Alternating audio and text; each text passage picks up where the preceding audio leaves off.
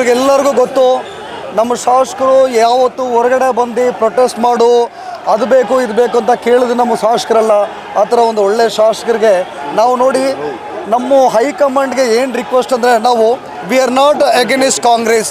ನಾವು ಕಾಂಗ್ರೆಸ್ ಮನೇಲಿ ಇದ್ಕೊಂಡು ನಮ್ಮ ಕಷ್ಟ ಸುಖ ಏನಂದರೆ ನಾವು ಇರೋಣ ಅಂಶ ನಮ್ಮ ಕಷ್ಟ ಸುಖ ಏನಂತ ನಾವು ಹೇಳ್ಕೊಳಕ್ಕೆ ಬಂದಿದ್ದೀರಿ. ಇದು ದಯವಿಟ್ಟು ಹೈಕಮಾಂಡ್ ಆಗಲಿ, ನಮ್ಮ DK ಶಿವಕುಮಾರ್ ಜಿ ಆಗಲಿ, ದಯವಿಟ್ಟು ನಮ್ಮ ಶಾಸಕರಿಗೆ ಒಂದು ಒಳ್ಳೆಯ ಒಂದು ಮಿನಿಸ್ಟ್ರಿ ಕೊಡಿ. ಯಾಕಂದರೆ 4 ಸಾರಿ ಸತತವಾಗಿ ಗೆದ್ದಿದ್ದಾರೆ. ಆಮೇಲೆ ಅವರು ಆ ಕಡೆ ಈ ಕಡೆ ಪಕ್ಷಕ್ಕೆ ಎಲ್ಲಿ ಹೋಗಲಿಲ್ಲ, ಒಂದೇ ಪಕ್ಷದಲ್ಲಿ ಕಾಂಗ್ರೆಸ್ ನಿಷ್ಠಾವಂತರಾಗಿ ಕುಟುಂಬ ಫುಲ್ಲು ಕಾಂಗ್ರೆಸ್ಗೋಸ್ಕರ ದುಡಿತಾ ಇದೆ. ನಮ್ಮ ಕಷ್ಟ ಏನಂದರೆ ಇದರಲ್ಲಿ ಯಾರಿಗೂ ಅಗೇನಿಸ್ಟ್ ಇಲ್ಲ, ದಯವಿಟ್ಟು ಅರ್ಥ ಮಾಡ್ಕೊಳ್ಳಿ. ನಮ್ಮ ಕಷ್ಟ ತಮ್ಗಳಿಗೆ ಗೊತ್ತಾಗಬೇಕಂತ ಒಂದೇ ಒಂದು ವಿನಂತಿ, ದಯವಿಟ್ಟು ಇವತ್ತು ಹ್ಯಾರಿಸ್ ಸಾಹೇಬ್ರಿಗೆ ಒಂದು ಒಳ್ಳೆ ಅವಕಾಶ ಕೊಡಿ. ಒಳ್ಳೆ ವಿದ್ಯಾವಂತರಿದ್ದಾರೆ. ಆಮೇಲೆ BDಯಲ್ಲಿ ಅವರು ಏನು ಮಾಡಬೇಕೋ ಯಾರು ಮಾಡದಿರೋ ಒಂದು ಒಳ್ಳೆಯ ಒಂದು ಕೆಲಸಗಳು ಮಾಡಿದ್ದಾರೆ. ಇವತ್ತು ಸಸಿ ನೋಡೋದಾಗಲಿ, ಗಿನ್ನಿಸ್ ರೆಕಾರ್ಡ್ ಆಗಲಿ, ಇದು ಒಂದೊಂದು ಯಾವ ಭಾಗದಲ್ಲಿ ಅವ್ರು ನಿಂತ್ಕೊಂಡ್ರೂ ಇವತ್ತು ಪ್ರೂವ್ ಮಾಡ್ತಾರೆ. ಆ ಥರ ಒಂದು ಒಳ್ಳೆ ಶಾಸಕರನ್ನ ತಾವುಗಳೆಲ್ಲರೂ ಕೈ ಹಿಡೀರಿ.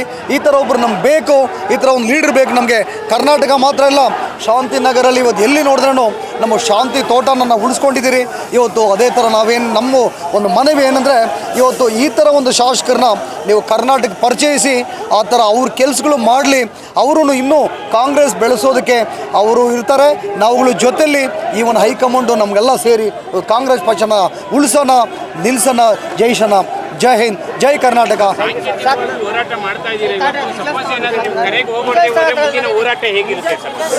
ಉಗ್ರವಾದಂಥ ಹೋರಾಟವಿರುತ್ತೆ ಸರ್. ನಾವು ನಮ್ಮ ಶಾಸಕರಿಗೆ ನಾವು ಕಾಂಗ್ರೆಸ್ಸಲ್ಲೇ ಇದ್ಕೊಂಡು, ಕಾಂಗ್ರೆಸ್ ಕುಟುಂಬದಲ್ಲೇ ಇದ್ಕೊಂಡು ನಾವು ಉಗ್ರದ ಹೋರಾಟನ ಮಾಡೋದಕ್ಕೆ ಅಂತ ಹೇಳೋದಕ್ಕಿಂತ ದಯವಿಟ್ಟು ನಮ್ಮ ಮನವಿ ಏನಂದರೆ, ದಯವಿಟ್ಟು ಅವ್ರಿಗೆ ಮಿನಿಸ್ಟ್ರಿಗಿರಿ ಕೊಡಿ. ಒಂದು ಆಪರ್ಚುನಿಟಿ ಬೇಕು ಅವ್ರಿಗೆ.